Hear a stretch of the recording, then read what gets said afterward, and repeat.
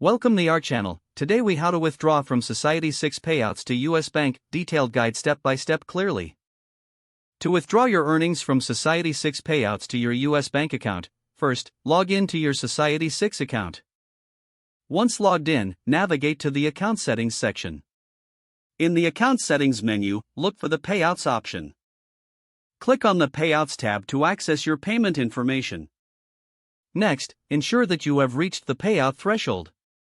Society6 requires a minimum balance for withdrawal, so verify your earnings. If you meet the minimum threshold, proceed by clicking on Add Payment Method. Choose Bank Transfer as your preferred payout option. Enter your bank account details, including your account number and routing number. Review your information for accuracy to avoid any issues during transfer. After confirming your bank details, submit the information. You will receive a confirmation message indicating that your bank details have been added successfully. Now, return to the Payouts section to initiate your withdrawal. Click on the Withdraw Funds button to begin the process. Specify the amount you wish to withdraw from your Society6 account. Once you've entered the desired amount, confirm your withdrawal request.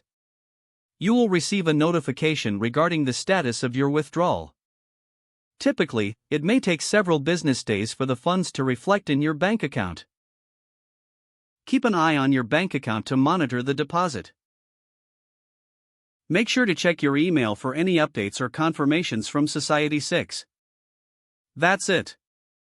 You've successfully withdrawn your payouts to your US bank account. If the page does not load, refresh the browser or try again in a private or incognito window. Make sure you are using the correct email address, then retype it carefully to avoid small typos. If your password is not accepted, use the reset option and create a new strong password you can remember. Check your spam folder for verification or security emails, then complete any requested confirmation steps. Enable two-factor authentication if available to improve account security and reduce unauthorized access risk.